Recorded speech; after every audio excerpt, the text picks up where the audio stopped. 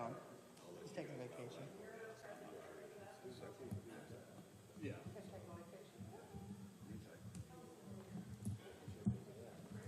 Okay, the mic is live.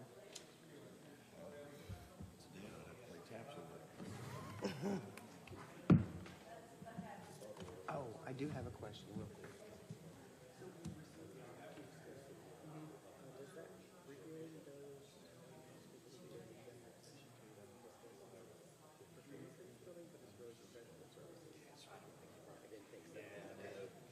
Okay.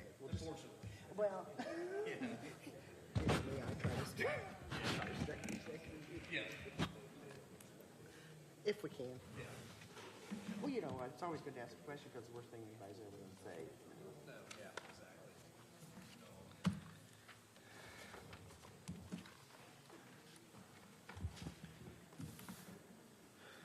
Always strange.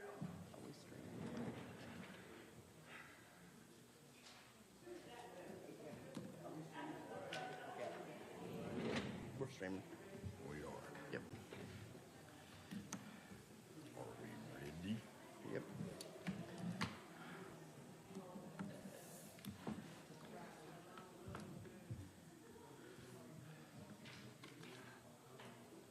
Good evening. Call this Henry County Commissioners meeting, April 26th, to order. If you all stand and join me with the pledge and a short prayer.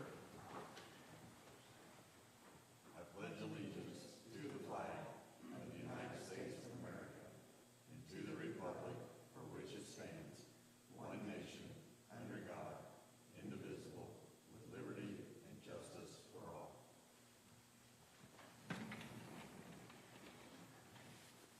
Heavenly Father, we ask that you bless our county and our nation. We ask for your guidance, wisdom, in all the decisions that we make, that they will be pleasing unto you. All these things we ask in your heavenly name. Amen.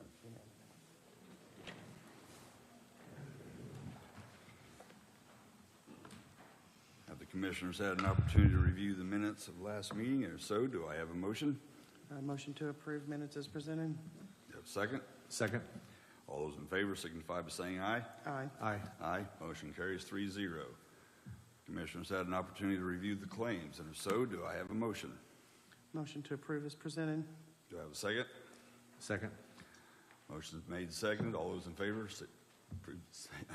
That word. say aye. Aye. Aye. Motion carries 3-0. Commissioners had an opportunity to review the payroll, and if so, do I have a motion? Motion to approve. I second. Motion is made and seconded. All those in favor signify by saying aye. Aye. Motion carries 3-0. I have reports from the Henry County Clerk and from Weights and Measures and from the Henry County Treasurer. Are there any questions on these reports? Make a motion to approve as presented. Second. I have motions and a second. All those in favor signify by saying aye. Aye. Aye. Motion carried. Food and beverage claims. I have a Project 56 Hope Initiative affidavit for the amount of $1,364.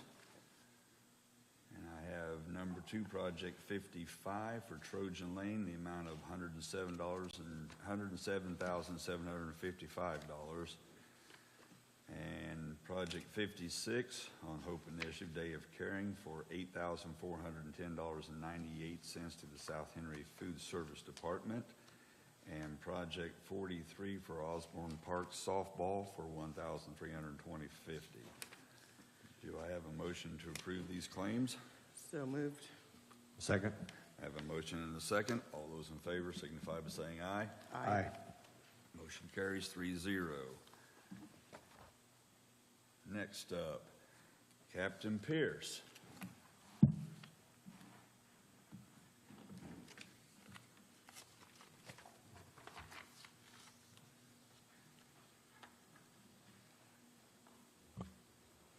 Good evening. Thanks for having us here today. Hey, Matt, could you make sure that the light is not red? Just push that button. Okay, and just pull it a little bit closer to you. Oh, you're good. As one of my tasks with the Sheriff's Department is fleet management. We've been exploring some options for maybe a better way to manage the fleet, whether it be new vehicles, service, and Commissioner Plummer recommended we reach out to Enterprise. So I hope you all got the packet that Ms. Jones has emailed to you. So she is here today to speak to you guys, and I will be here with her. Hi, thank you for having me today. I appreciate it. My name is Nicola Jones. I work with Enterprise Fleet Management. So I'm here today just to walk through the synopsis that I emailed you guys, and you should all have in front of you as well.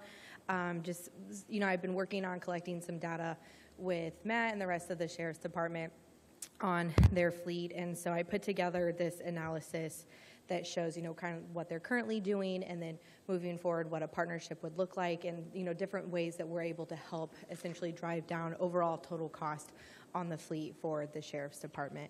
So that's just kind of a little bit about me and what I'm here to do today. So on the first page, obviously just, my information, so that way you guys have it if you have any questions and you need to contact me after today.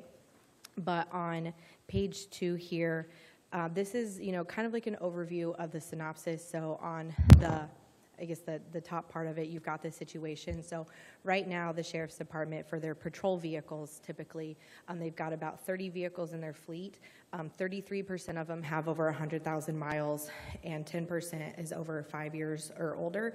The current age of the fleet is 3.1 years, and currently they're cycling their vehicles out typically about every 7.5 years. With having like an aged fleet, right? Older vehicles have higher fuel costs, maintenance expenses, obviously leads to increased liability and risk for the county with those higher mileage and older vehicles. So with the objective in taking the data that was given to me with the maintenance data, the current fuel spend, and the odometer data, and the VIN, year, make, model of the fleet, essentially I put a 10-year projected savings of conservatively of $624,616 over the next 10 years that we could save the county just on the sheriff's vehicles of those 30 vehicles. So by what goes into that, what we're able to do is we're shortening the life cycle from 7.5 years to 3.8 years. What that does is that lowers maintenance costs and fuel expenses, so things from operational, and we're selling them at a more effective price point, so that way you're getting the most equity at the end of the resale of those vehicles. And then we're being able to provide like a lower sustainable fleet cost because we're being able to predict that year over year. And eventually just kind of like it's on the program and it runs itself, which is really nice. And then we're able to free up some capital from the resale of those vehicles in the first year that we can put towards either like down payment towards the next vehicles, or you can use it to like make payments on the vehicles if you would like to. And then with safety, able to have more safety features on the vehicles as well. Like you currently have 3 vehicles that predate any type of backup camera. So that's, pretty standard safety technology right now. And then we've got other, devices like telematics that we can offer for other safety features if you wanted to. So overall, like I said, we're able to, conservatively save the county from the sheriff's vehicles of 30 of $624,616. We're able to reduce fuel costs by 20% and also reduce current maintenance spend of $374.26 a month, decrease that down to about $113.33 a month per vehicle. So that's, just kind of a nice little overview on page 2. Moving to page 3, this is just like the current fleet data of those vehicles. So like I said, 30 vehicles, they're averaging about 19,500 miles per year. Average annual purchases is 4, and then the current cycle of 7.5. And then in the middle, you've got kind of the breakdown of the fleet profile. So how many SUV types you have, how many sedans, and how many half-ton trucks are in that. And then just to the right of the fleet profile in the middle, that's like the average annual acquisitions from year over year that you're doing. And then on the bottom portion, you'll see a fleet replacement schedule and the criteria. So as far as making recommendations of, what vehicles we replace, kind of have to start somewhere. So that fleet replacement criteria that you'll see is, in year one, we're recommending replacing any vehicle that's 5 years or older or has over 100,000 miles, and then so on and so forth. You can read that. So if you go to the fleet replacement schedule, that would be, for model year 24, kind of recommendations this year, replacing 9 vehicles, then 4, then 3, then 4, then 10. And then so, kind of taking a phase-in approach of like, hey, over the next 5 years, let's phase into a program like this and, an effective vehicle life cycle. So that's the data that I used to essentially run that 10-year analysis. So moving to page 4, this is the 10-year. The top portion is the, not really assumptions, but like the data that I used to put together this 10-year. So current fleet of 30 vehicles, fleet growth, none, so the proposed fleet of 30. Current cycle, 7.5 years, driving an average annual mileage of 19,500. Proposed cycle, 3.8 years. The current maintenance spend with the data that was given to me by Matt is $374.26 per month per vehicle that the Sheriff's Department is currently spending on maintenance for their vehicles. We've been able to have newer vehicles. We're able to decrease that maintenance spend and tap into our pre-negotiated rates that we have with our preferred vendors. We're able to decrease that maintenance spend to $113.33. And then the current miles per gallon is about 12, and their current price per gallon is $2.85 that they have for 2023. So getting into that 10-year, that gold bar up at the top that says average, that is what you guys are currently doing. So with a fleet size of 30 vehicles, your average annual purchases of 4 per year. You own everything, you're purchasing them cash. So as far as your purchase outlay, it's around a $201,000 and some change. And then you don't have any lease payments. And you go over to maintenance using that 23 cents per mile in maintenance spend at an average of 19,500 miles. Your average spend on maintenance is $134,000 and some change. And then using the price per gallon of $2.85 with the 19,500 average annual mileage, you're spending about $138,000 and some change in fuel, bringing your overall fleet budget to $475,575. So we like to look at it from a total cost of ownership perspective, not just how much are you purchasing the vehicles for. So if we drop down to the line right below that, it'll show fiscal year 23, fleet size of 30. I'm going to recommend you replace 9 vehicles based on that replacement criteria of, 5 years or older or over 100,000 miles. So it's 9 vehicles. So you'll still currently own 21. You'll lease 9. You'll see a lease payment of $140,001. And then you've got equity owned. That's the resale of those 9 vehicles of $93 that you can put, like I said, as a down payment towards those vehicles, or you could use it as, to make your payments essentially, if you wanted to do so. Decrease maintenance spend to about $106,000 and some change, decreasing fuel to around $130,000. So that first year, an overall fleet budget of $284,156. So a net cash savings of what you guys are currently doing to $191,419 in the first year. So you kind of add that up over the time, and you'll see, in 2025 where you've got equity from owned and equity from leased, because that'll be the first year that we're actually selling vehicles. So those are some vehicles that are on a 3-year cycle. So we're selling some of those. So that's where you'll see the equity leased.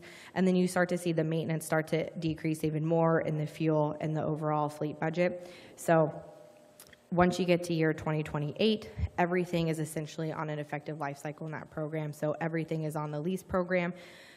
So you've got the lease payments of $460,000, but then you've got higher equity because we're reselling those vehicles at that effective life cycle. Your maintenance is at an all-time low, as well as like your fuel costs as well. So if you add up all those net cash savings over the 10 years, that's where you get the $624,616 savings over a 10-year period, comparing what you're currently doing.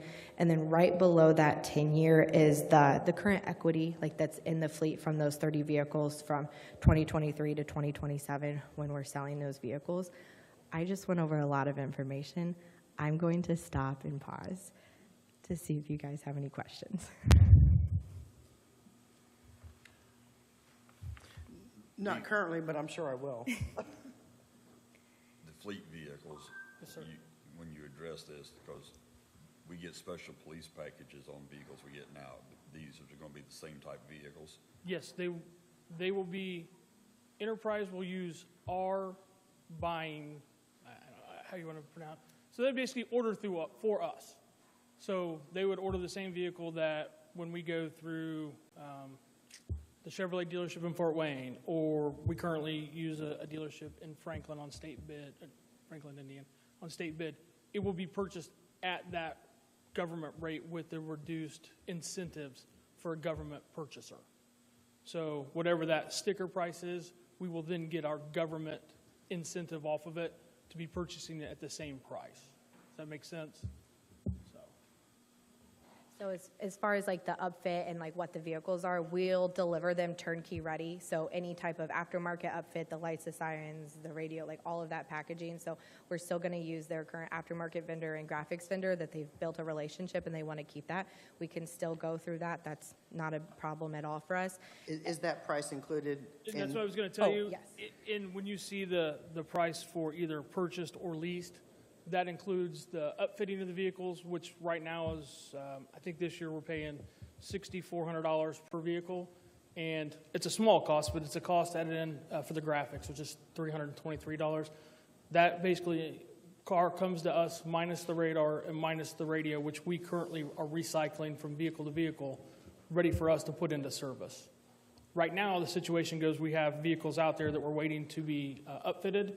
That's on me. So I take time away from my work as a detective captain to deal with the vendors, to make sure the cars get over to Richmond, that the graphics are ordered and the vehicles are taken to Knightstown. When we go with a program like this, they will come to the sheriff's department where we have one of our people install the radio, which we already have somebody that does that. We'll move over the radar unit as long as it's serviceable, and they will then take the vehicle and we will put it out. Did I explain that correctly? Perfect. All right. So let's go back to explain a little bit, or go a little slower. On you're going to use the same vendors that we currently use And at the state rate that we currently get. Is that correct? So two different Is that things. what was said? I'm sorry, I'm just trying to. Vehicles we purchased with our government incentives. So we will be purchasing vehicles at the same price. There's not a government rate for upfitting. It's individual outfitters. Well, throughout yes, the the state. upfitting, yeah, minus the upfit, yes. And the reason we want to stay with our current one is because when Nicola came out the first time and I told her what we were paying currently, I just said you should go ahead and stick with them. It's a good price. because I think some of their other clients are paying double that over in the Hamilton County, Indianapolis area. So we're really half probably the standard because we have a really good relationship with our vendors. Thank you. But this cost also includes the upfitting, the graphics, and all of that? Correct. Yes. Outside of the maintenance and fuel, when you look at the vehicle purchase price, that would be a turnkey vehicle delivered to the sheriff's department. We would have, like I said, radio and radar to move, and we could put it into service. And it would free up myself, Captain Kovacs, and one of the secretaries who deals with a lot of this stuff.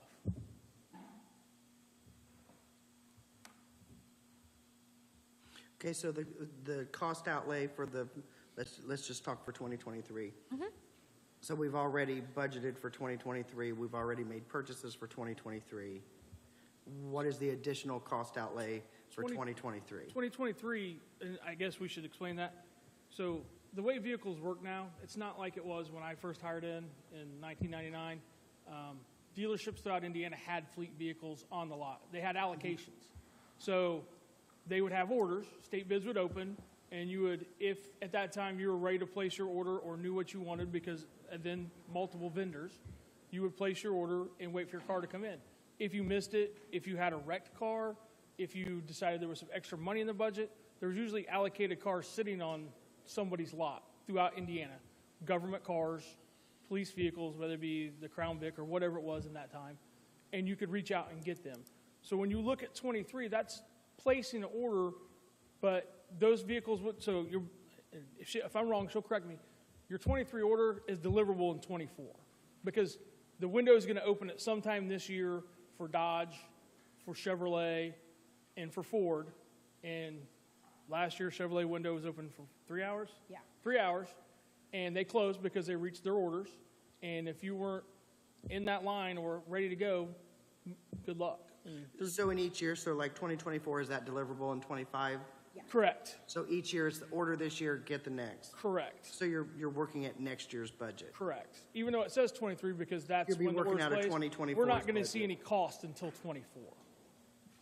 Because they wish they could deliver them in 6 to 8 weeks like they used to. That's just not the case anymore. It's months. I know we took delivery of 2 more vehicles this week that were ordered in December. And that was actually pretty quick.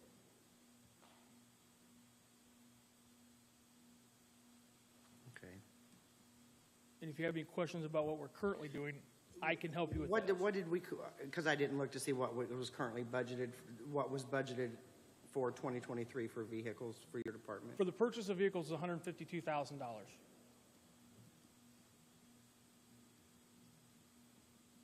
And you've purchased already? We placed our order in December, 4 vehicles. And the average cost of those was $40,000, we'll call it $41,000. They were $40,947 for Dodge Durangos. That is just the vehicle, nothing else. Have you received them? We have received 3 of the 4.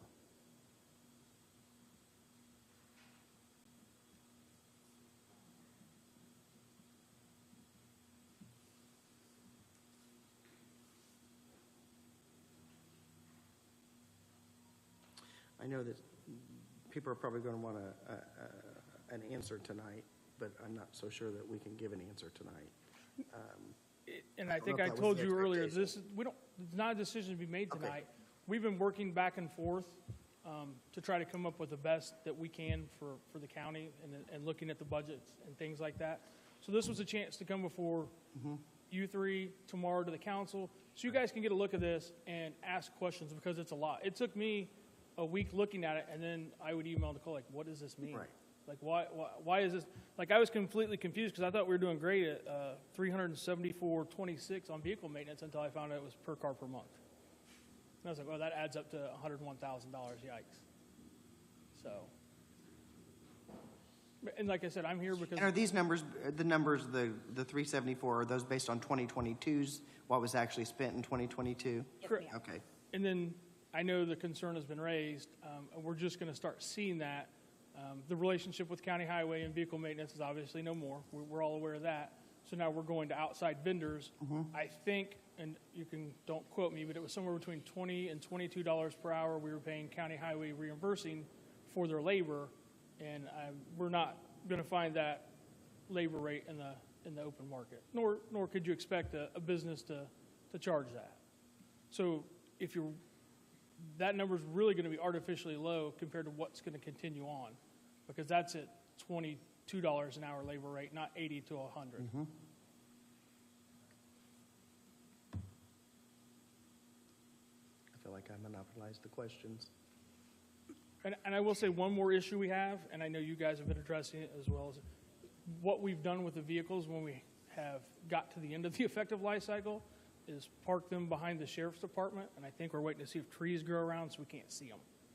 Because there's not much value left in them, and I don't know if there was ever an effective place, or anything put in place to dispose of them.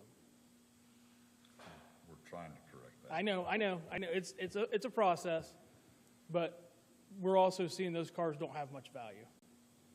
And one thing with, like, if we sell them at an effective life cycle, right, you're getting the most equity on those vehicles, so that way you can roll that into the next set of vehicles for the fleet. We'll resell your vehicles just like we resell our rental car. So, like with Enterprise Rent-A-Car, anytime we can piggyback off of their infrastructure, we're absolutely going to. So we'll utilize the relationships that we have with our wholesale network, and then we sell your vehicles just like we sell ours.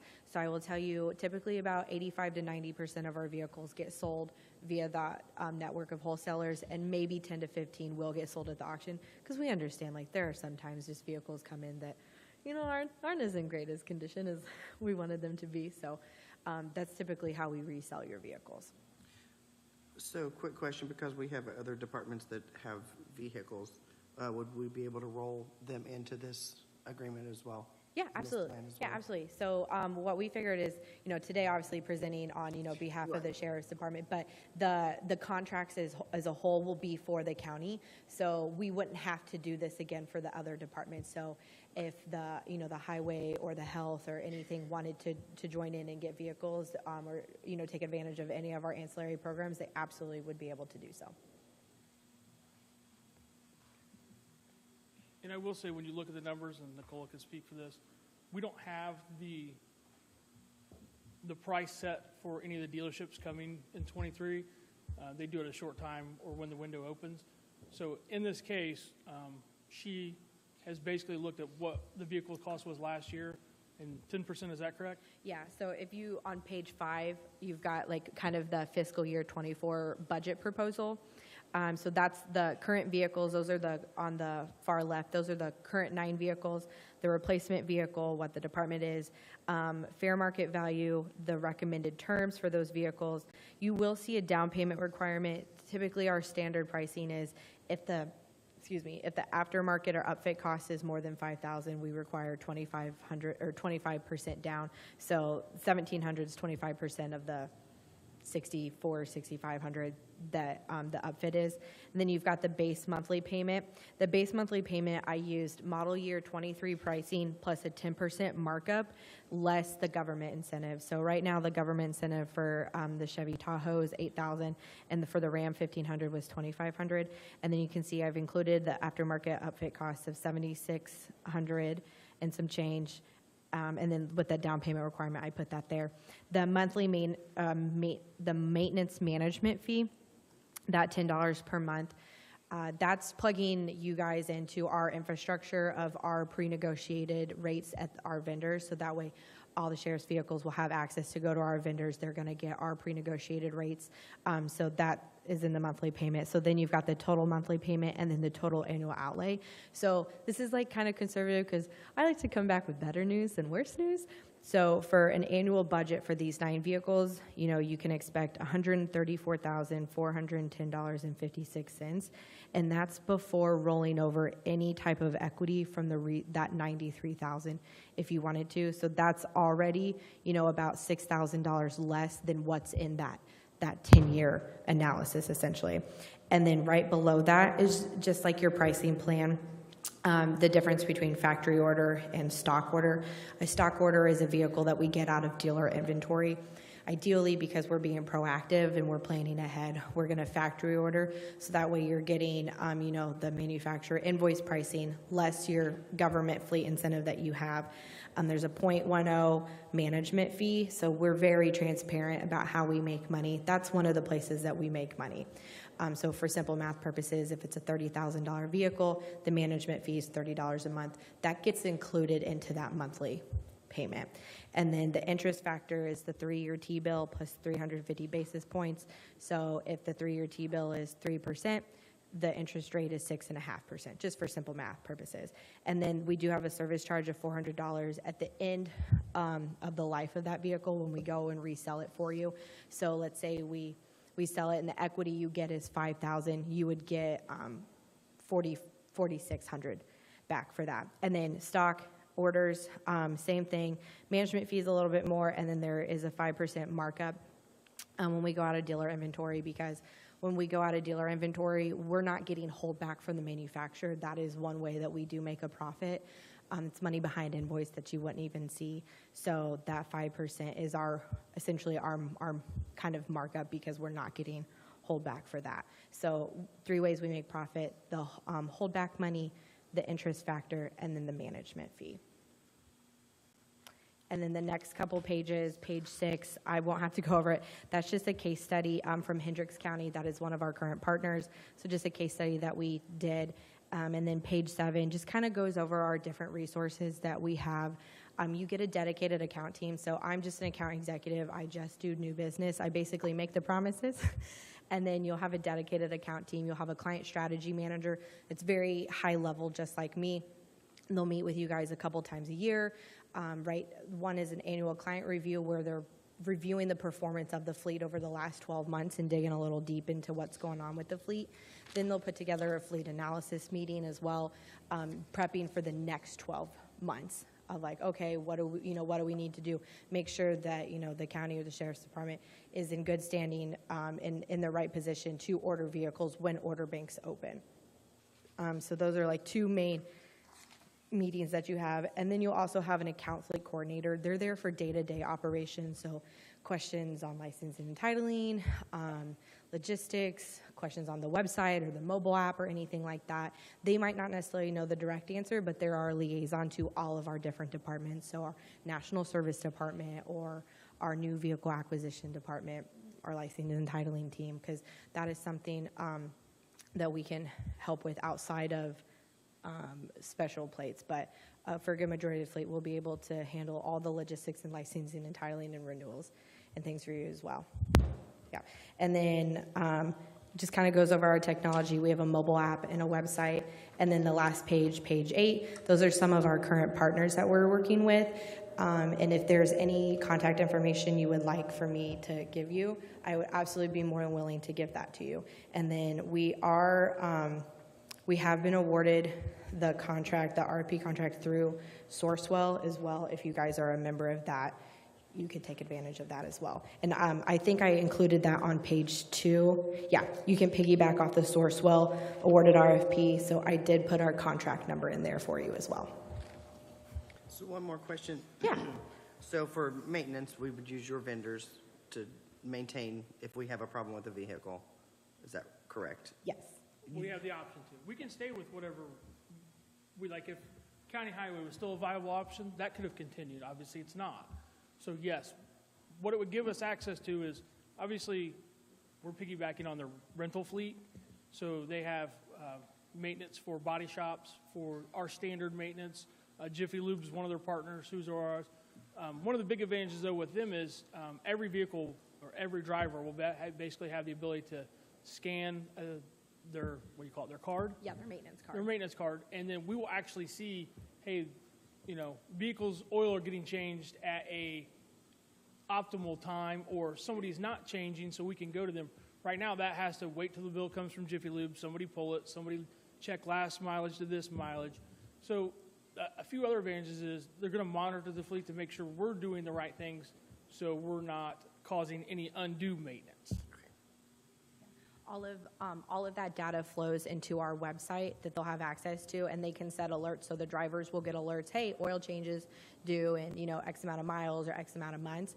And then, what Matt probably cares about is when it's not getting done. So he can get notifications of like, hey, this oil change, it's an oil change outlier or a tire rotation outlier. That's what it's called, essentially on the website. So we can track all of that data, and the more data we have, the better that we can make financial recommendations moving forward for the fleet as well.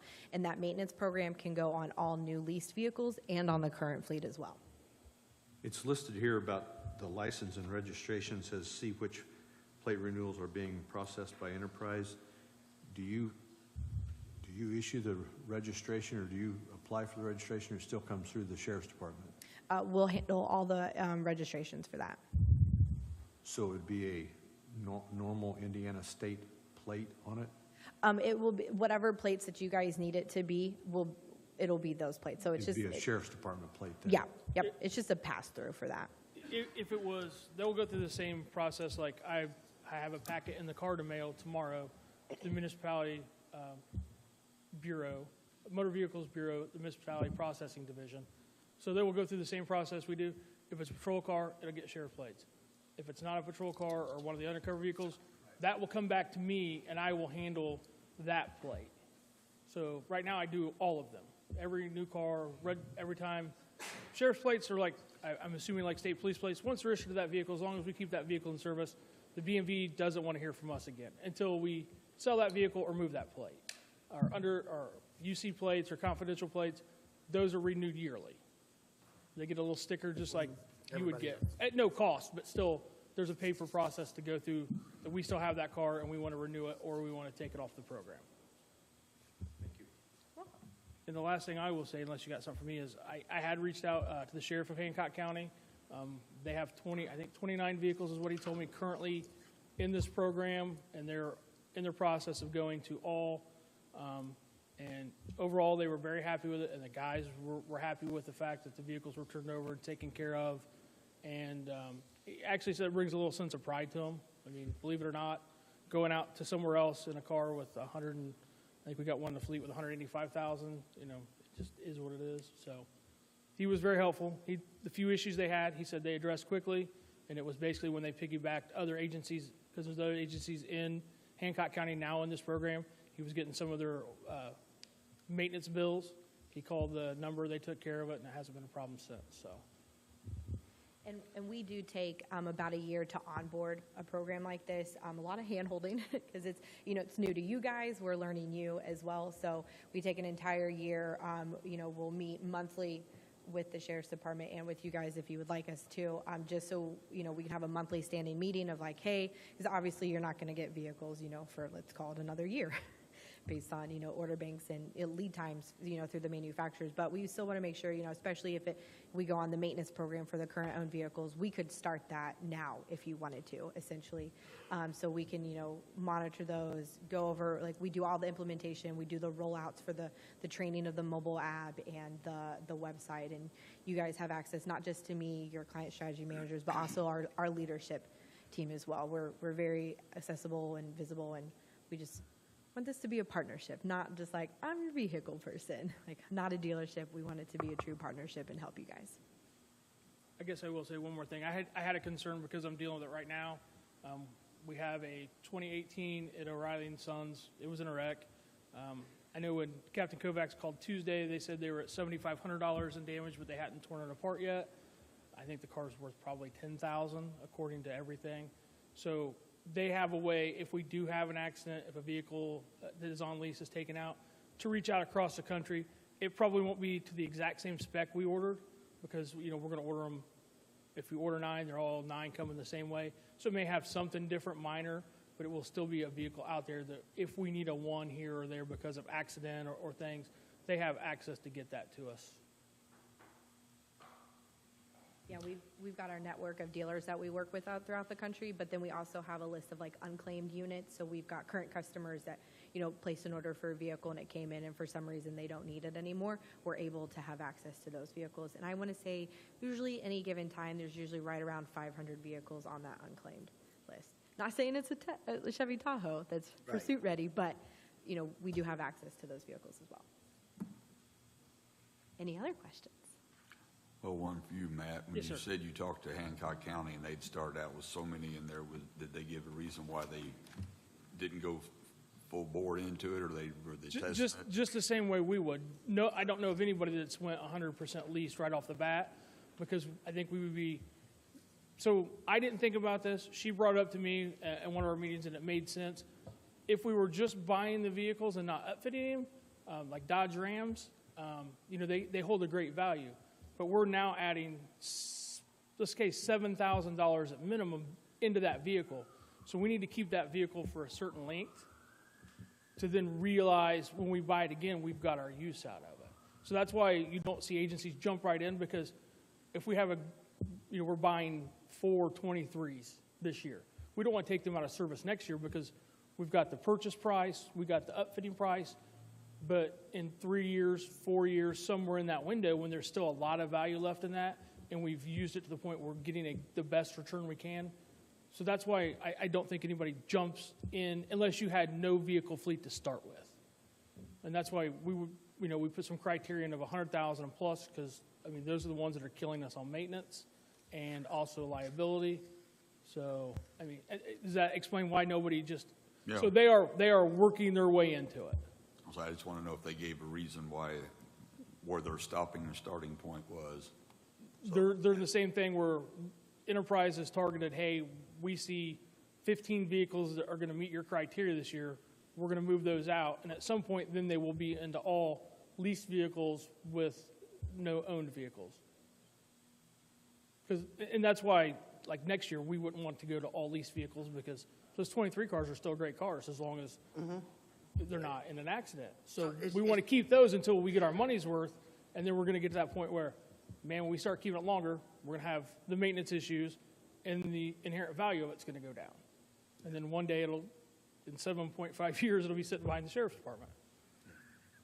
Or the highway garage. We don't have as many out there anymore, do we? We just take the wrecked ones out there. Yeah. Four? I think there's four There's out there, four. I Oh, think. well, I could. That's okay, working on. Can we bring we're them some working on more? getting rid of those. we bring We're working on getting rid of So those. did that answer why they're not all the Yeah. least? I think Hamilton County's their complete county, I believe, if I'm, Yeah, pretty much. it's pretty much is to leased vehicles, so. I don't have any more questions.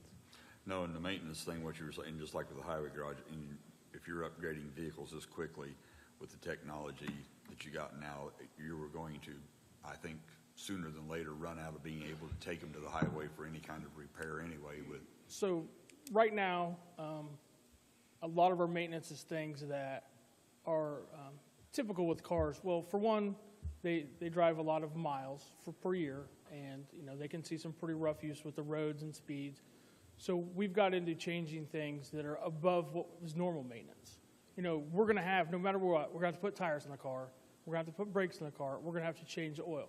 And then you'll have maybe one here, one there, something out of warranty that you have to fix. But I mean, we've put you guys have, especially at County Highway, Mr. Wiley saw when he's out there, engines, transmissions, suspensions. I mean, just the maintenance that you need to do at 100,000 miles, where it's, a tune-up.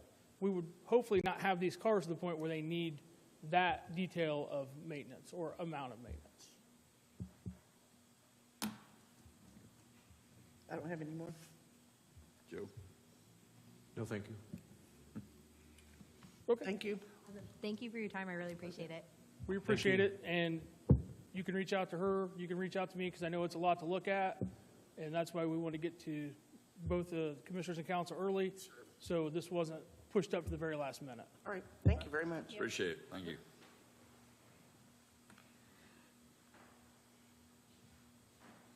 Oh, Lord. Corey, Is it- really? Really? Or can we bet on that? Good evening, Commissioners. Good evening, Last meeting, you all approved, going after the grant for the small businesses through Okra. It's a really tight time frame, or fast. In fact, the deadline passed today at 4 o'clock. I haven't even counted all of the applications that I have received via email, but between what was delivered to the office and what I received via email, I would say we've got approximately 50 Wow. applications. So, And that's the $250,000 that we were awarded yeah, within the last week or two. yes. Yes. So appreciate the county's support on that. I'm going to transition to the RDC plan amendments. I believe a resolution was provided to you.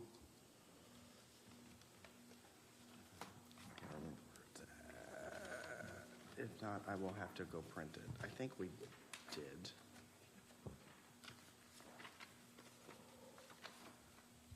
Do you see it, Joel? If not, I'll go print it real quick. Okay, let me go print that. Debbie, do you have a copy of it? I'll go print that real quick. Can you just chit-chat amongst yourself? Don't let him do that.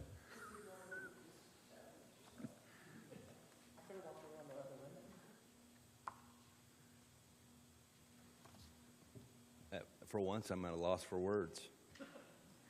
Oh, good. We need to make a proclamation today, then.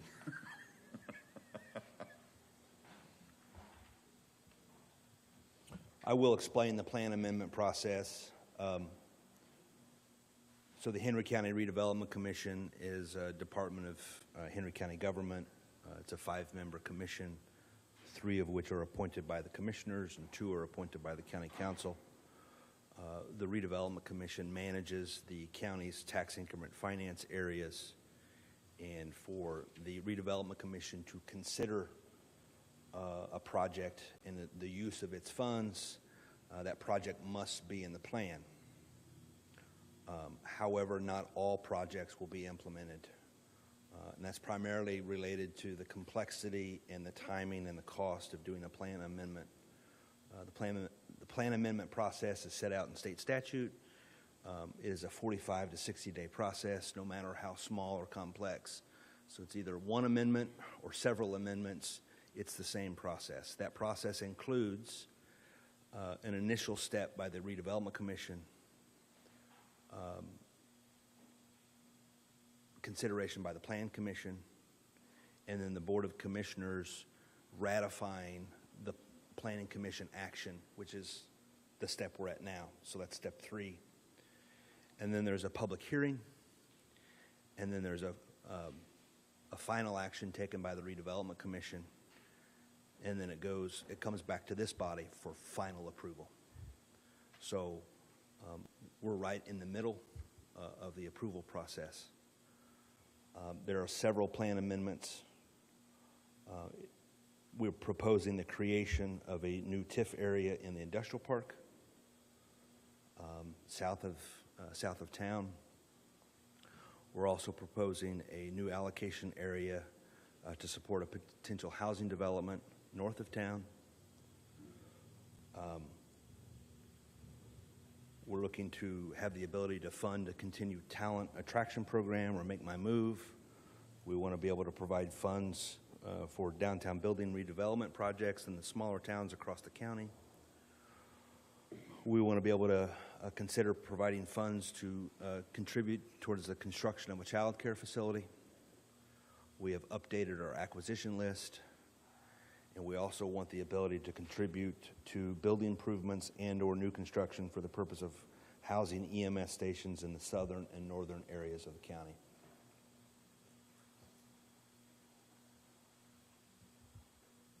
I'd be happy to answer any questions regarding the amendments or the process.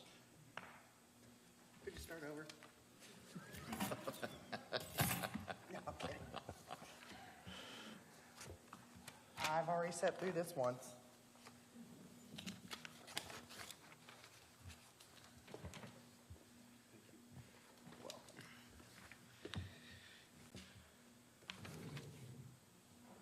This is the same thing that you presented to the Planning Commission, and you kind of modified a couple things in that one. Has that been? I did not talk about the modifications. Would you like me to? No, I just wanted to make sure that it was modified. No. Nope, you're fine. I guess minus the resolution number. We didn't get a resolution number. Yeah. 2023-04-26007.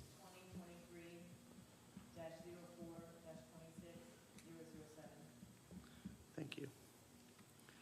You wrote it down faster than I did. I can type faster than you can, too. Well, you can. Do you need me to read this? No. I think you can just Now, read wait a minute, Joel. You made me read every long document. No, you asked. I think you could just read the title. Well, I can do that. This is a resolution of the Henry County Board of Commissioners approving the order of the Henry County Planning Commission. Whereas the Redevelopment Commission adopted amending declaratory resolution dated March 22nd, 2012, as supplemented and amended to date collectively as amended original declaratory resolution, as combined by its amending confirmatory resolution dated June 22nd of 2012 and supplemented and amended to date collectively as amended. I'm not going to keep doing that.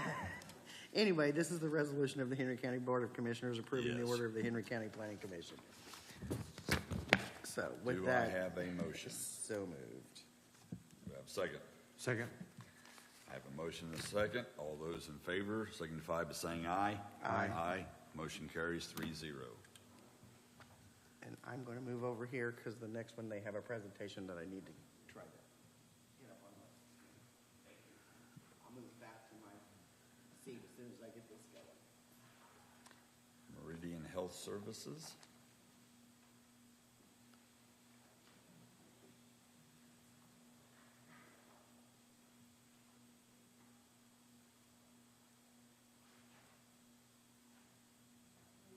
Good evening.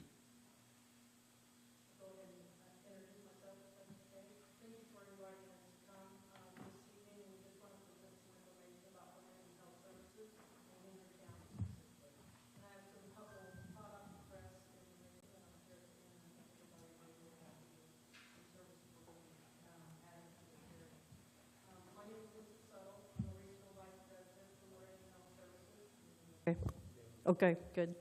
And again, I'll be providing the information here shortly. I just have a short presentation to go through. Shouldn't take me very long at all.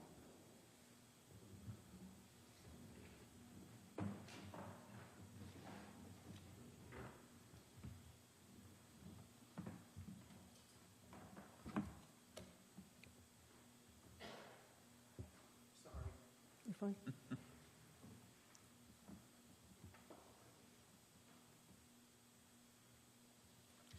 Joel, I noticed you didn't help hook all that up.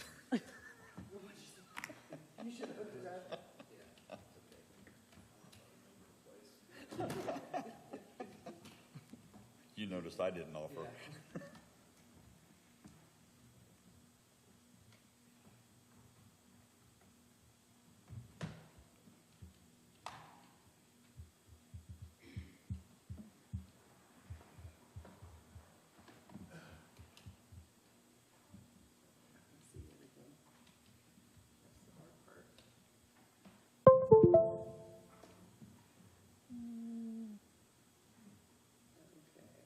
Henry County, right there. There you go.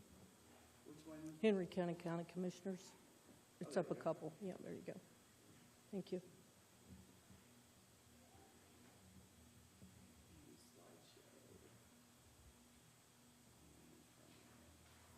Awesome. Thank you. Again, Okay. okay, Debbie will advance your slide, so just give her a thumbs up no when you problem. Thank need you. to do that. Again, thank you for inviting us to come this evening. We greatly appreciate it. Meridian Health Services has been in this county for quite a while, and we are definitely exploding throughout the state, but we want to talk about specifically what we're doing with Henry County in the last few months. So again, my name is Lisa Suttle. I come from Meridian Health Services. A little bit about what we do, and our vision is to be a leader in integration of physical, mental, and social health, and I'll talk about what we do here in the county in a little while. Mission is to help make our communities healthier through a focus on whole person health. And our values are dignity, integrity, productivity, and involvement in the community. Next slide. So as you can see, we have our little pins, I guess, over here in the different counties of the services that we provide. Right now we have 2 in Henry County, if you can see that. A lot in Delaware County, a lot in Wayne County, but we are increasing those pins. So the next time I give this presentation, there'll be 3 more pins in Henry County. So that's really, really nice that we're able to expand in this area and do more to help in this area. I'm sorry, those blue pins, what is it? The mental health and the family medical? Yeah, so you can see the Family Medical Center down at the bottom there. There's behavioral health services that we provide in this area too as well. Do you see that? We have 34 clinics and 52 facilities throughout different counties within the state. Right now we're in 42 different counties within the state out of 92. And we provide not all of the services, but a lot of the service, and most of them are done virtually. That was one thank you to COVID that allowed us to really expand out in that area, and we do a lot of virtual services now. All right, the next one. We're accredited by several agencies, as you can see here, the Joint Commission, Quality Assurance, National Children's Alliance, and the National Association for the Dually Diagnosed. So these are all of our brandings, and we are working on several more too as well, but Meridian provides a lot of services related to pediatrics, dental services, primary medical care, women's health.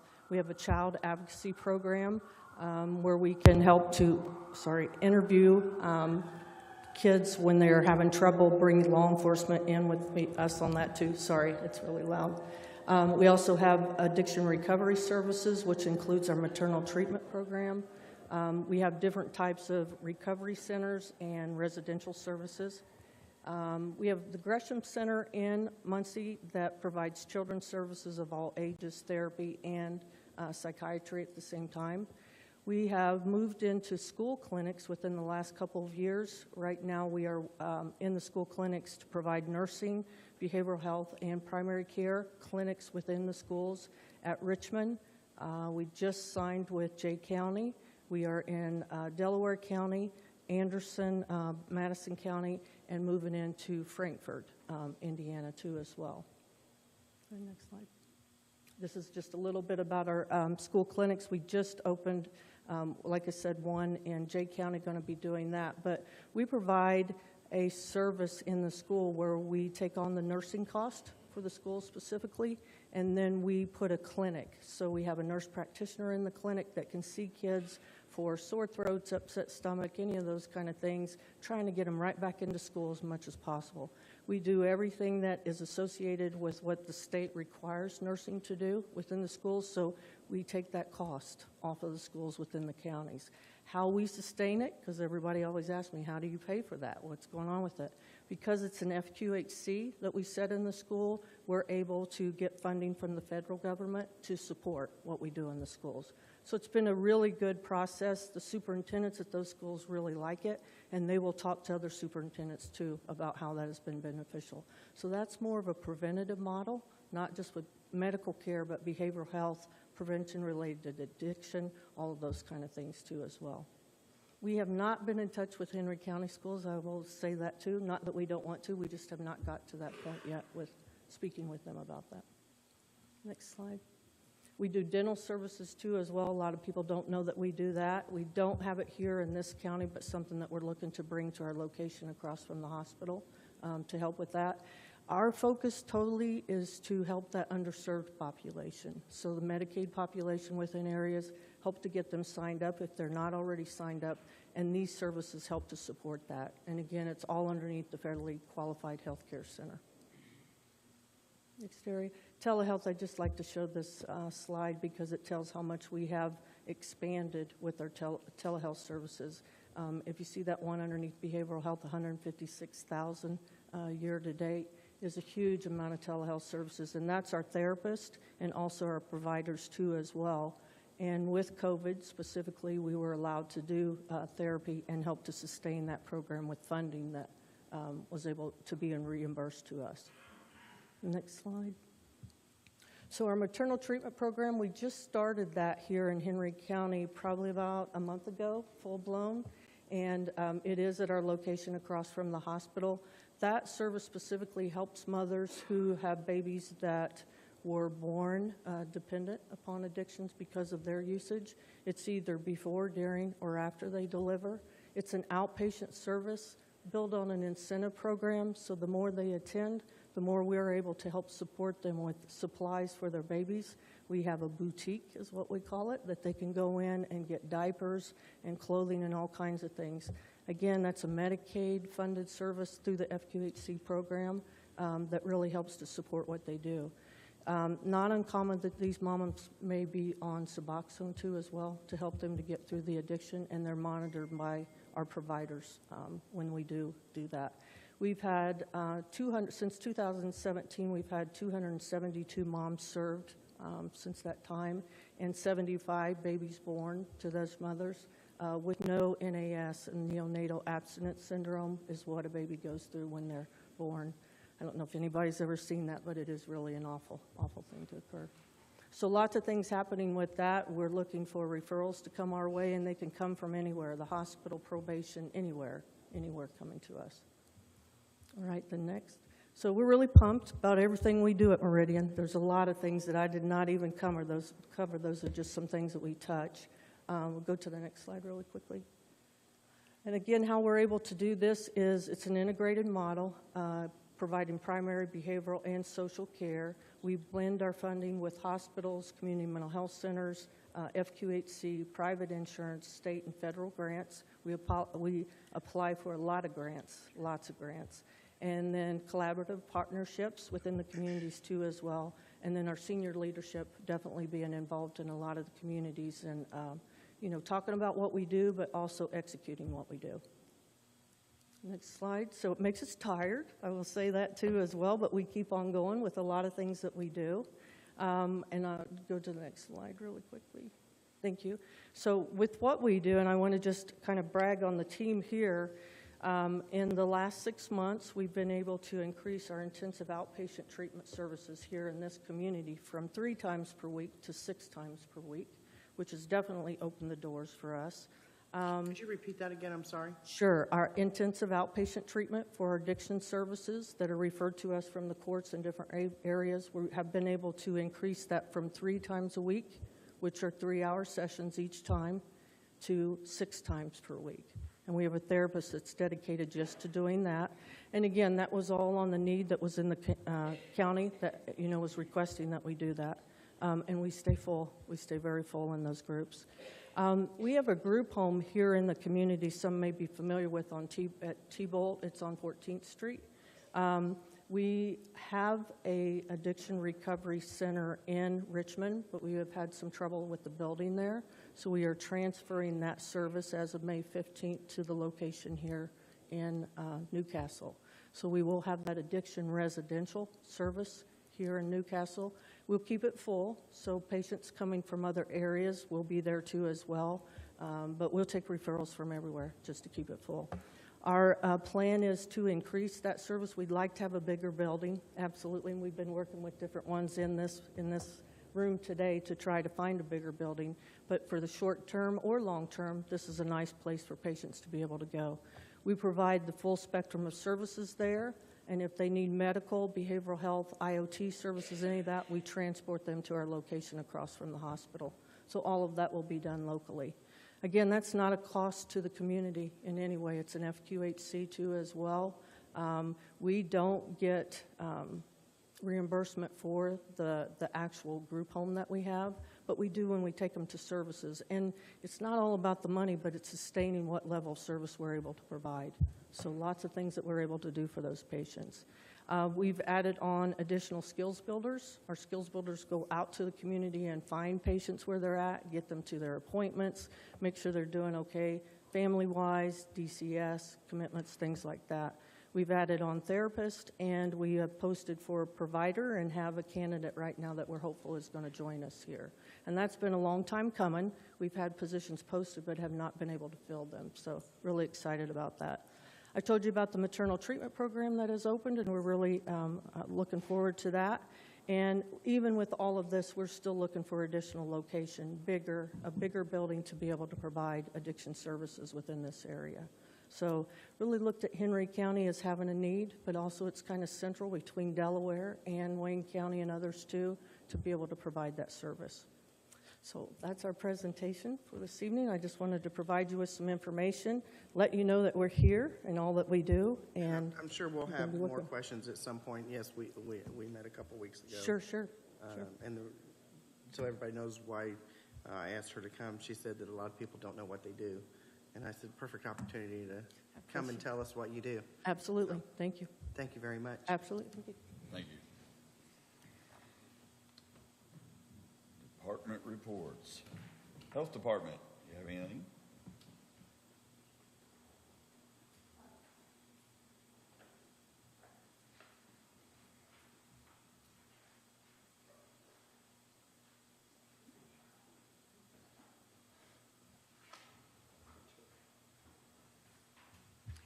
Thank you, ladies, very much. You've got long days, long drives, and I very much appreciate you coming. I'm going to circle back around to some opioid settlement funding and discussion that all counties are having right now. And one of the things that I had asked in the last meeting was an opportunity to try to reach out to some of our primary care providers here in the county. And so I know that I have primary care providers, and I knew that these ladies were coming, so I didn't bother those busy individuals trying to ask these questions of them, but more so of Henry Community Health physicians and nurse practitioners, MAs, that would take the minute to answer 5 questions for me. So to understand that they are very busy dealing with primary care, so to deal with a mental health issue on top of it, I wanted to know what they were feeling as far as workload and stress. And I had 16 providers respond, and I'm sure that there are far more than that within the Henry Community Health System. I did everything I could to include send Dr. Miller to a business meeting to do a promo ad for me, and he pulled a few more in. But so 16 providers, and do take into account that at least one possibly 2 of these were from their new mental health nurse practitioner group that they have. But overall, 75% of the respondents that estimated said that they spend about 50% or more of their time per week treating mental health related issues in their practice. So when that person comes in to have their 6 months checkup on their blood sugar and their blood pressure, they're more than likely talking to that person about an anxiety disorder or some form of depression at whatever level that may be. I was not surprised by that. In fact, that's about where I figured it would fall. Henry Community Health Providers also stated that they referred their clients internally first, which, you know, from a business standpoint, that makes complete sense, and they have worked very hard at building up their cadre of providers for that. And then when they cannot get those individuals in to their local partners, they would do outside resources. Meridian was always mentioned first if they were doing a line list, and then Centerstone, Anchor Behavioral, Reed Behavioral, and a place called Gallahue that I was unfamiliar with. But overwhelmingly, they stated that it takes 4 to 6 months for a client to see psychiatry after they are approved by a therapist or a counselor once they make that referral. And so not every mental health issue or crisis requires a psychiatrist or a psychologist, both having PhDs in that specific area. There's a lot of different levels of care that they can have, and I'll get to where my point being here in just a minute. But as far as what types of mental health resources that they would like to see, one of them simply said all of them, any of them. Anything at this point will change the trajectory of things, mainly that people who need this help have to wait for way too long. And I know that is just a resounding thing across the nation, so it's not anything particular to Henry County. Emergency care did come up in acute mental health appointments, were noted as far as when we do have individuals who seem to be having an issue that the counselor or, you know, somebody just can't really manage, that they truly need a psychiatrist. They may need that 72-hour hold in a facility to get medications regulated or out of an acute phase of something. They're struggling with that, and finding beds anywhere in the state is really hard. And I've spoken with the ER about, you know, a recent situation. I've had conversations with Major Davis and other law enforcement officials about situations that we've seen come through the jail when some of us are looking at this and going, why are they still here? Okay, yes, they did something that qualifies them to be there. They trespassed, they stole, or whatever. That makes sense. But once they get them in there, then we have a health system that we pay for to see them and make those kinds of judgments and move on. That system is excessively slow as well, moving those individuals out to care that they need. And then I really wanted to know whether these providers felt like they had the tools in their toolbox if they were seeing this amount of mental health issue as a regular primary doctor. And about 30, almost 40% said they did not feel that they had adequate training in their area. That wasn't their area of expertise. And then in ranking order, the 3 highest types of mental health issues that the group said that they saw on a regular basis, major depression, followed by generalized anxiety disorders, followed by minor depressive episodes. And then the list kind of went on, but those were the top 3. And then data from clients in a local program for addiction. And again, this was just a small reach out, and I had a couple weeks to put this together, but I wanted to make sure that we had the right people at the table to move this forward. And so these are people who are in a local program or have been in a local program for addiction issues. So what are the 3 things that you need to overcome your addiction? And these were in how they came in on the survey: positive support, housing, and transportation.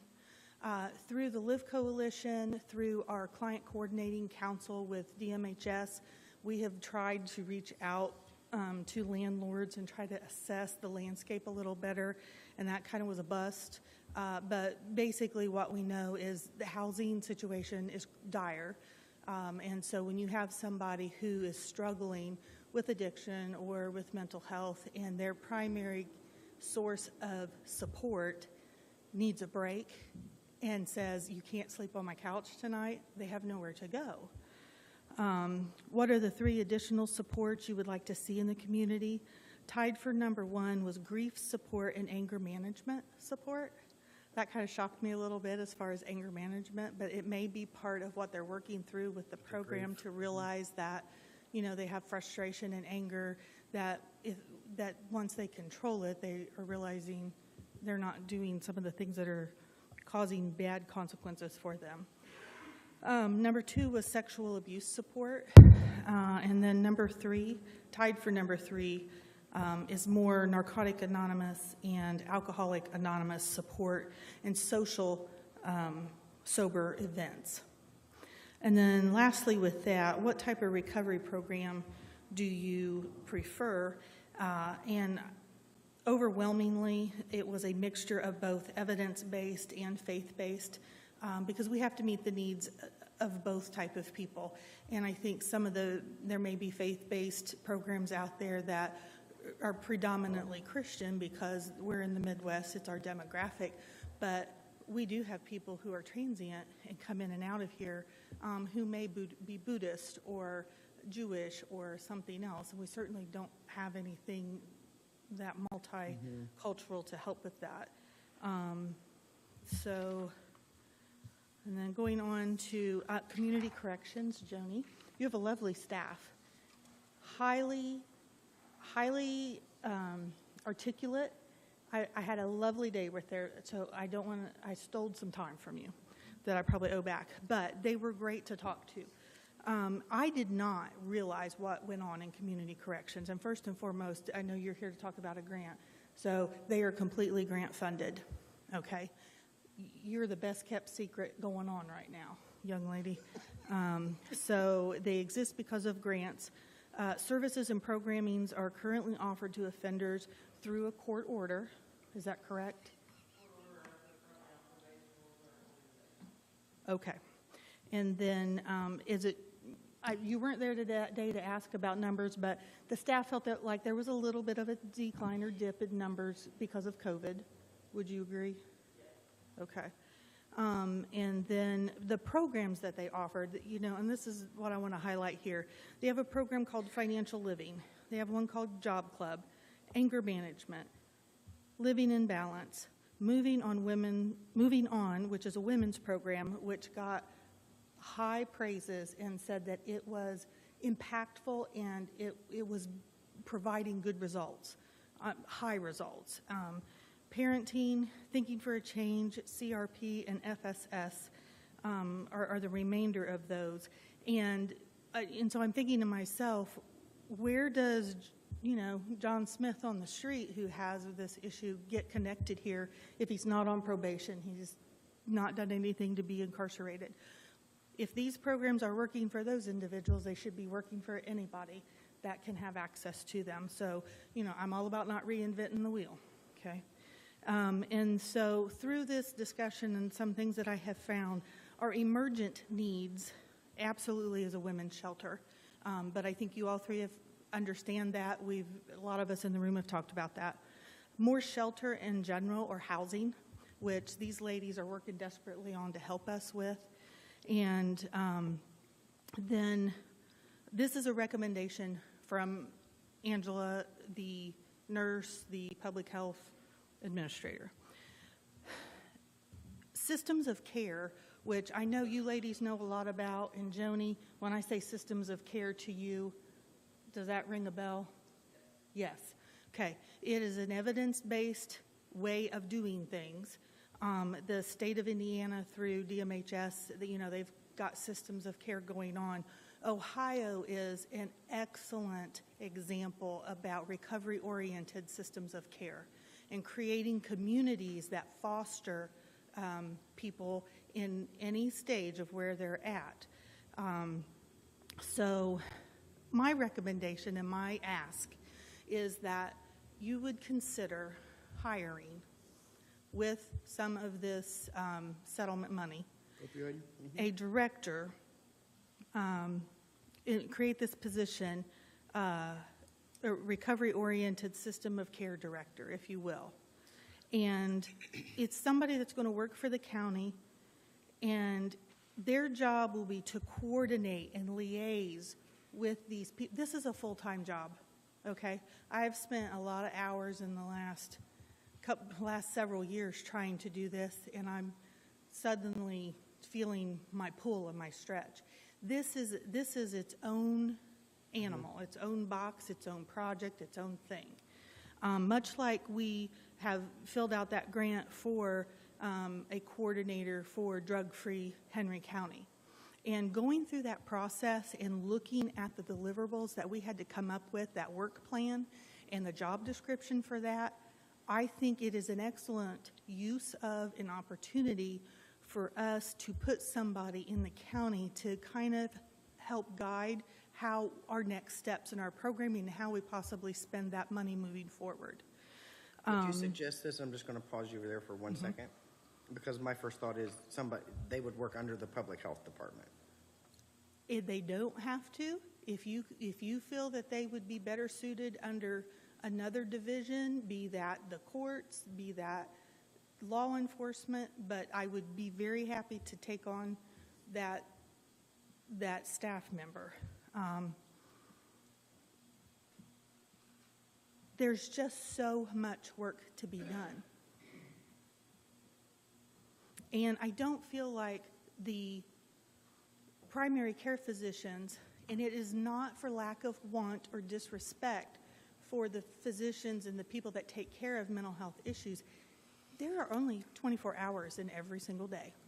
And I know that they walk in the morning, and to try to even talk to one of them about a public health issue, I have to go sit in the waiting room until they've got a break because maybe a patient canceled, and then I'm trying to fly down the street with them to talk to them about it. So there's not a lot of opportunity to coordinate and liaise with a big department like Meridian, and vice versa. They're so busy, you know, somebody's got to pull it together. So to me, that would be immediate needs. The women's shelter, more shelter in general for housing, and getting somebody in here to operate and start building Henry County's recovery-oriented system of care. And then I'll close with this, but things that need to fill in that 4 to 6 month gap. I'm not going to put the ladies on the spot and ask them how long it takes for somebody to get into Meridian, but I know it can be a while. It's a while for Henry Community Health to get one of their already onboarded clients into their system, because every time they hire a new person, their Monday through Friday is filled up, like instantaneously. So my question then, as a community, you know, if the bullseye is the psychiatrist, that piece of it, there's a next ring around there, and that's where we come in as a community with different programming and different levels of people who can provide the care. So one of the gentlemen that I spoke with at Community Corrections gave me an excellent example. He said that he had an individual come in, and that individual was in crisis. They needed somebody today, not 4 months from now. And so I said, well, tell me about, that situation. Do you know what it boiled down to? He had let his Medicaid lapse because that's a hard thing to keep on, okay? So he had no health insurance. He ran out of his medication. He had been seen. He was following a treatment plan. Something happened, lost his insurance, couldn't fill his medication. We needed to get him medication. I could have done that if he would have called me, and I told him, I said, you can call me anytime. You get that situation, I'll liaise that. I know a person, I've got a person at the hospital, I've got somebody, at the state. I can get them insurance. That's not the problem. And then get them with a primary care doctor so that we can get something rolling quickly. So there's layers to it. Did they get it rolling quickly? Finally, well, not as quickly Not as quickly, they could have. yeah. Not as quickly as they could have. But I think there are levels Yeah, that we can do. So that is my humble opinion. thank you. Thank you, Angela. Thank you. Thank you for your hard work. That was a lot. See the corner. Highway Department, our superintendent engineer isn't here, but he did leave us with a E&H bridge grading in the town of Louisville that we need to approve. It's a proposal for the amount of $55,076. And I would need a motion whether you want to approve. So that or moved. not. Well, he was quick. I'm telling you. Second? Second. I have a motion and a second to approve this quote for the placement of this bridge. All those in favor signify by saying aye. Aye. Aye. Motion carries 3-0. I don't see their surveyor. Planning Commission. Do you want to do it now or do you want to wait? Well, we have it either way, whichever I'll one you say- wanted to do. We had it under resolution and ordinance or under whichever one you wanted You to looked do. like you were bored sitting there, so let's do it now.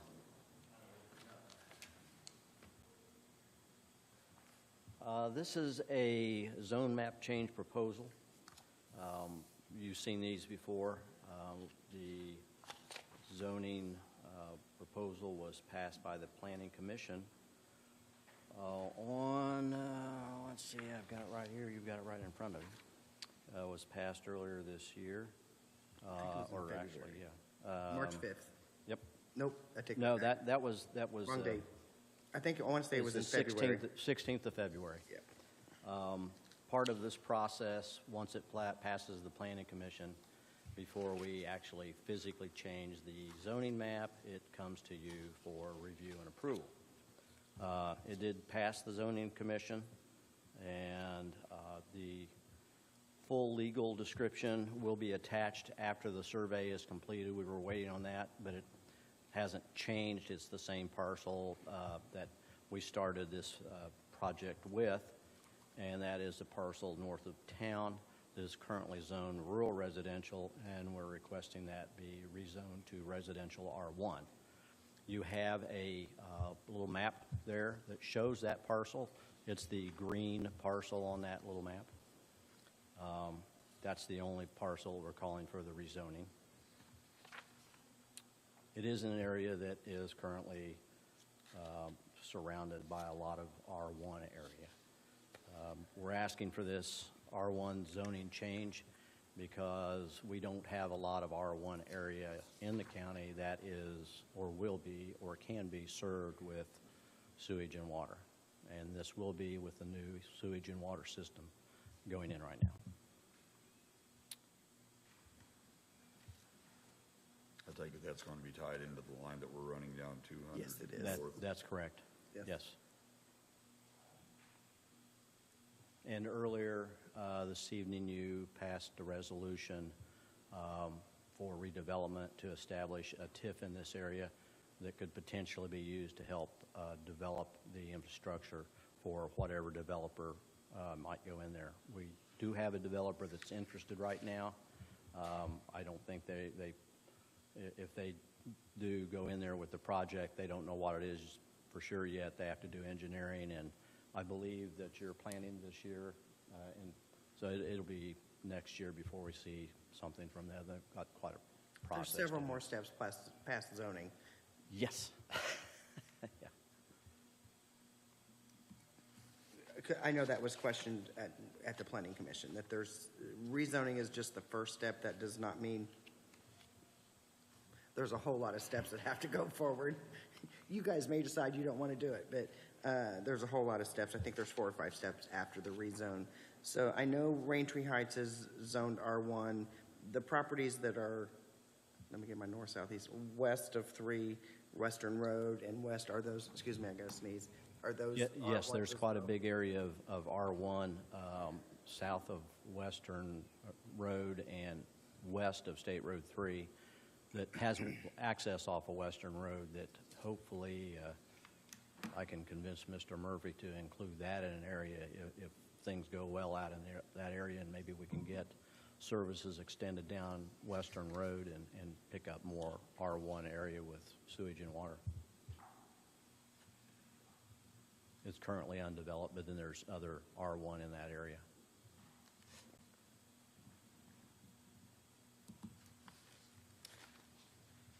Well, do I have a motion for this, or is there any other questions or discussion? I will make the motion to rezone this property from rural residential to R1 as presented in this ordinance. Second. I have a motion and a second. All those in favor signify by saying aye. Aye. Aye. Motion carries 3-0. Thank you. I'll bring this up and you can sign this. Okay. Somebody from the sheriff's department? Auditor, do you have anything? Anybody from the clerks? Anybody from the clerk? Anybody from the assessors? Assessors? Recorders? Lisa, you have any? Mandy's Butch, do you have anything? Okay. EMS, Mandy.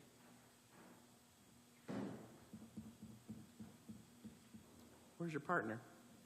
Huh? Where's your partner? Sid City. Oh. So hopefully y'all got the service agreement that I emailed you this morning. It's kind of lengthy, so I didn't want to have to go through it all here. This is for all the skilled nursing facilities. I've met with all the DONs there. We met with the hospital already and did all the legwork and the footwork for it first. They know it's coming. Doesn't mean they have to sign it, but this fills in a lot of gaps that we didn't have as far as collecting payment in a timely manner. I know when I first took over, we discharged a lot of debt, and we had to because the reports hadn't been audited correctly, and too much time had went on, and it was a very healthy sum. I don't ever want to have to do that again. This, I think, benefits both the facilities that we serve and us, mainly giving ambulance billing a way to actually say, you have to pay this now. Right now, we have nothing. They don't have any contracts. We have nothing in place that says, you have this much time to pay us. It can go on and on until it runs out, and then we end up where it gets to discharging. And we have a couple of facilities. A lot of them are doing better.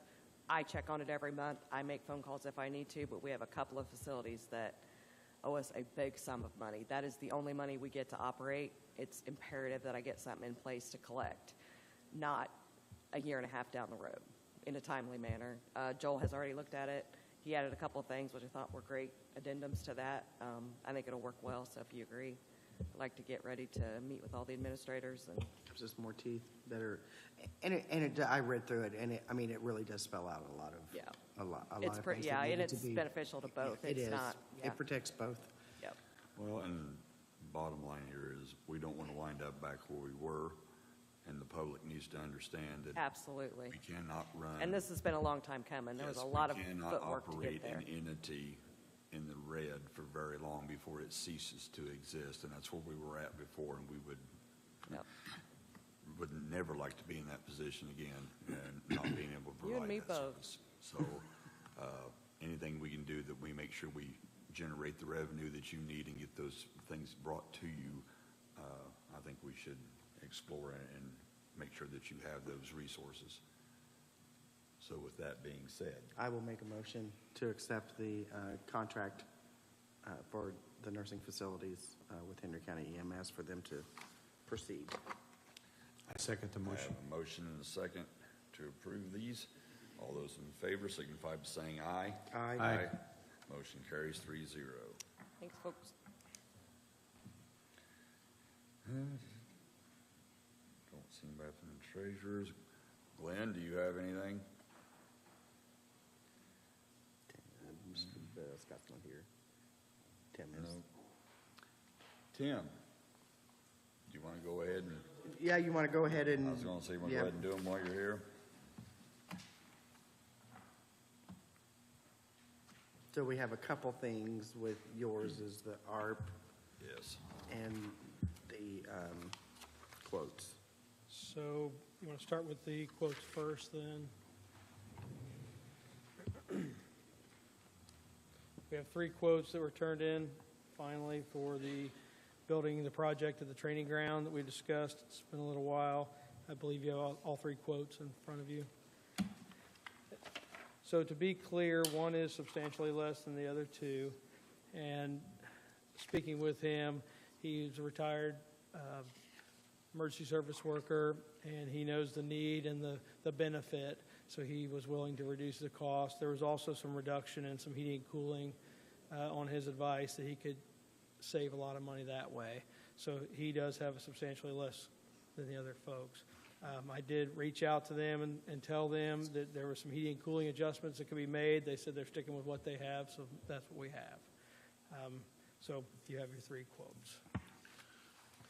So I know we were talking, I think, Debbie, last time we talked about the remaining balance that's in the GO bond, there is money in the GO bond. So, okay, yeah, we have plenty of money to do this out of the GO bond. For out at the training center. Oh. From the GO bond? Oh, I thought it was for any, I thought it was for. Maintenance of upkeep of these buildings here. Oh, for these buildings? Is that easily done? Did you say Okay. Yeah, I mean, it would be, since it's a general obligation on the council, to have to approve that. I thought we had considered doing ARP funds for that. Well, we can do that as well, but I didn't have, I guess, could we approve that?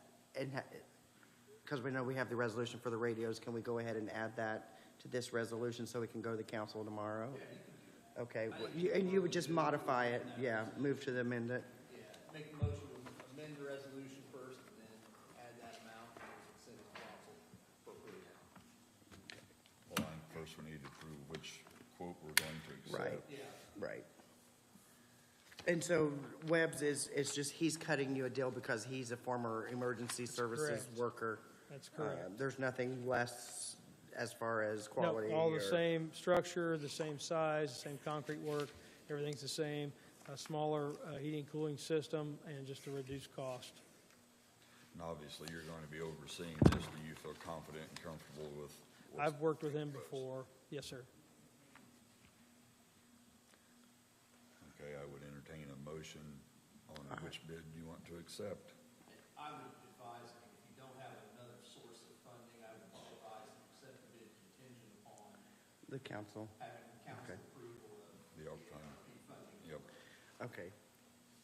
So, just so I get my order of business correctly, we need to do this first, then move to amend this, but this one can be contingent upon if we're using ARP money that the council approves. Okay, So we need to accept the bid. okay. Okay, so I will make the motion to accept the bid for $145,612 from Webb Construction, utilizing ARP money contingent upon the council approving the allocation of ARP funds for this purpose. I have a motion. Do I have a second? I second the motion. I have a motion and a second. All those in favor signify by saying aye. Aye. Aye. Motion carries 3-0.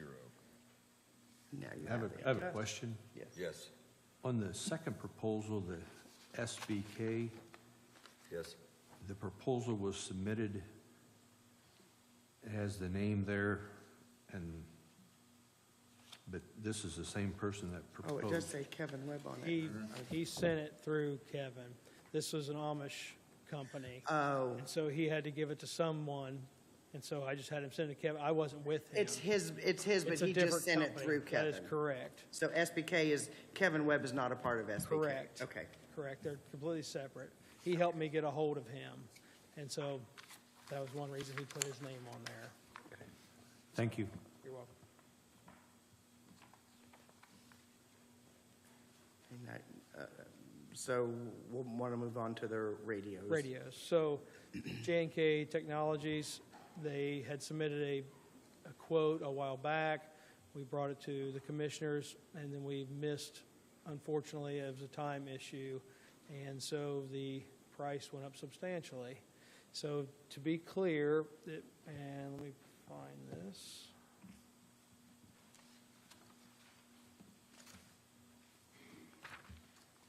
So the original quote was for $43,543 and change. After we went past March 31st or March 29th, whatever it was they had on there, the price went to $49,769.72. They were able to offset the cost a little bit if you choose to do so, and I'll explain why we don't want to do that. And it would drop it back down to $44,933.77. Now, and I'm not an expert on the Phase 1, Phase 2s, but the way they explain it to me, it's a programming cost. If they remove that from the radios that we buy, which originally that's what we wanted, because we're headed that direction. And he says when this becomes mandated, and it will at some point, whether it be 3 years or 5 years, and these radios will sustain. They supposedly don't expire other than batteries. When it is required to go to Phase 2, then there'll be a programming cost at that point.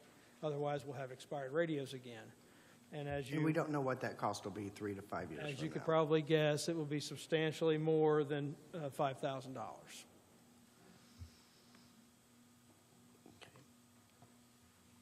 So I'm going to do a couple things here. Say, do we need to amend our resolution Well, on that too? Or- no, 'cause we he- had enough to cover that, didn't we? No. Correct. So, Originally, 40 The was original, 45. but when the price went up, so that's what we're doing tonight, is we're amending the ARP resolution. It's number 28, if you want to read that one. But I can go ahead and make the motion to amend. Okay, as well.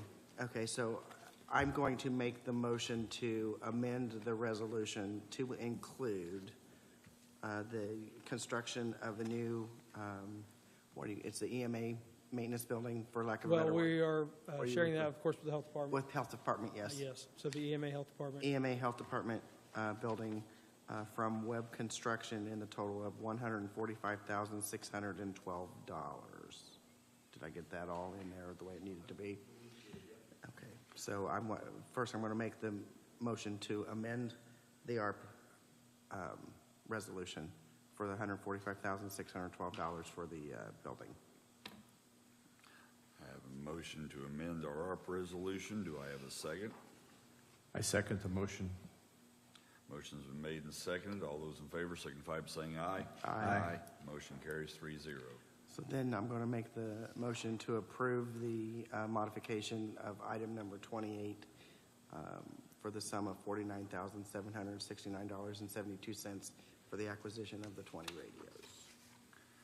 I have a motion to amend rule number 28, the ARP resolution. Do I have a second? I second. Motion's been made and seconded. All those in favor signify by saying aye. Aye. Aye. Aye. Motion carries 3-0. So I'll get you the text that needs to be added for tomorrow for the council. Okay, Okay, thank you. thank you.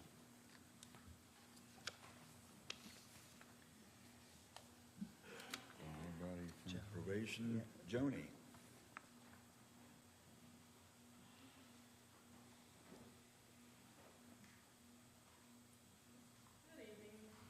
Hi, Joni. Had this wonderful introduction earlier from Angela Cox.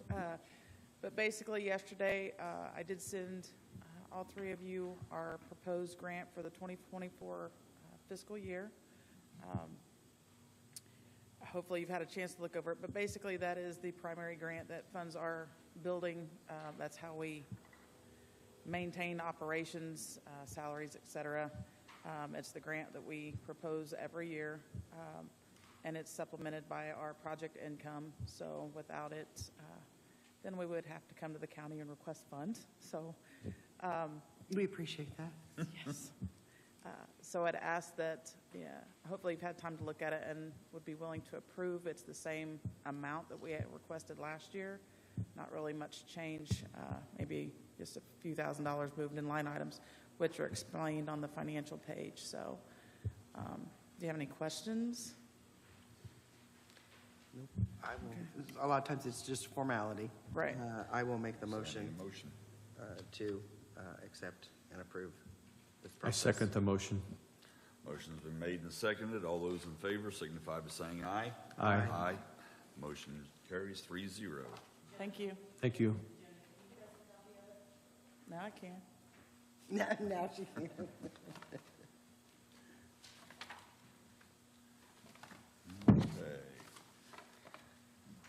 New business. We have discussion to move our June 14th meeting, commissioners, from 11 o'clock to 6 o'clock. Any discussion? It has escaped me now why we needed to do, the Tim, is that right? We have a June 14th, that's the training, emergency management training at 11 o'clock. That's why.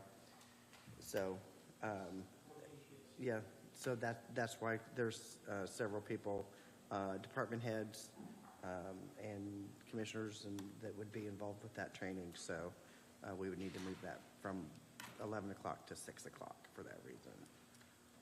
Do I have a motion to move that meeting? So moved. Second? Second.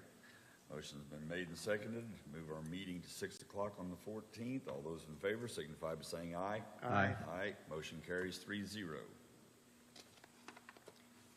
Now,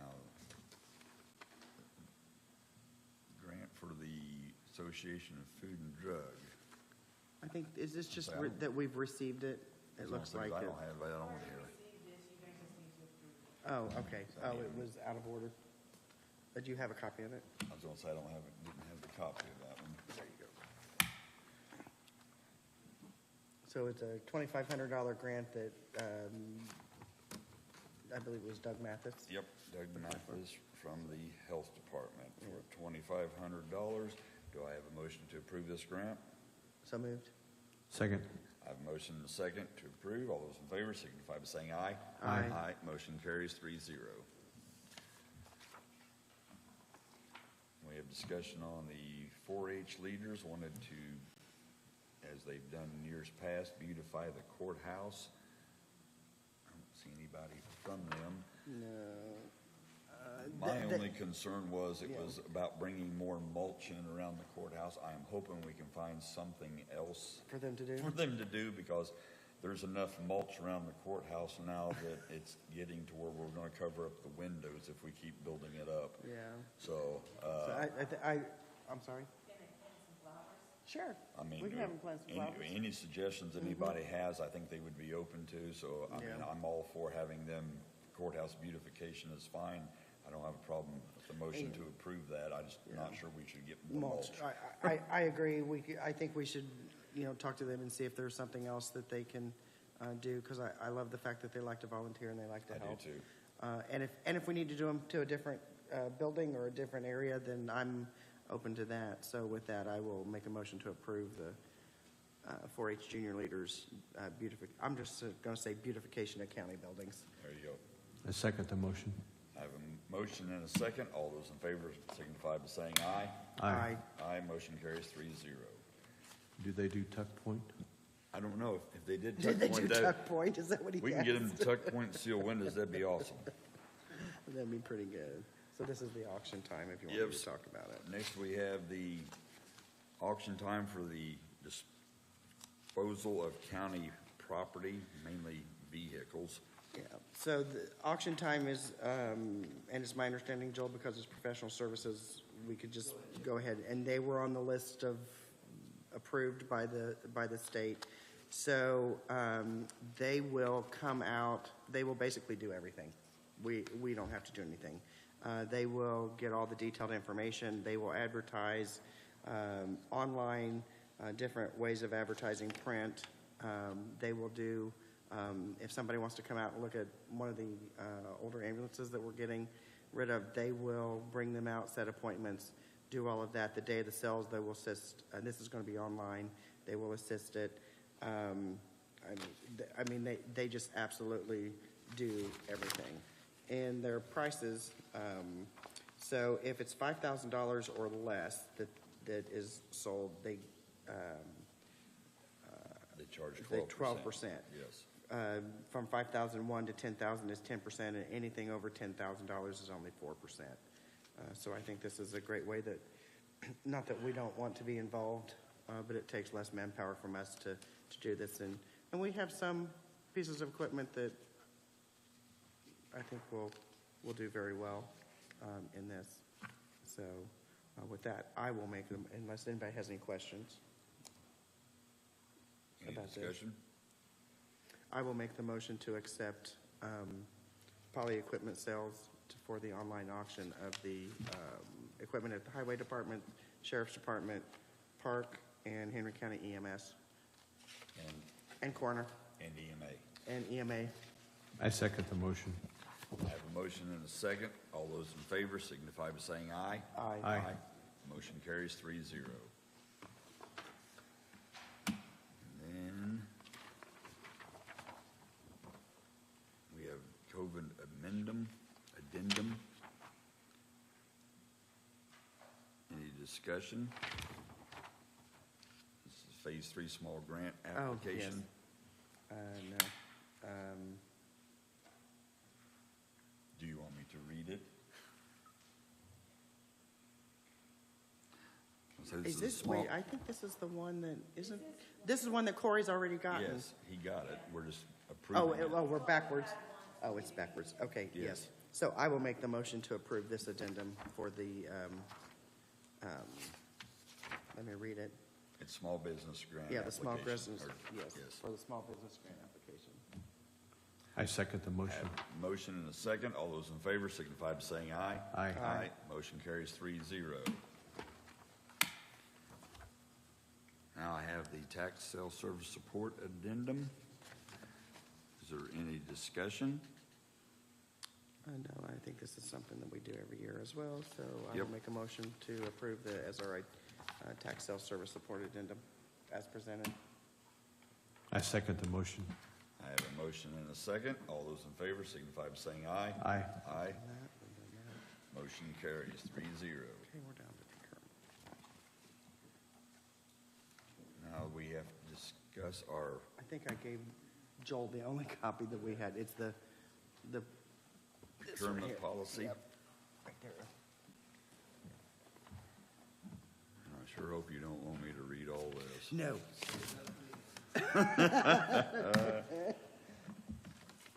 You do want to go home at some point tonight. Yes. So this. Any came- discussion? yeah, No, this is just a policy that we have become aware of that the county did not have and needed.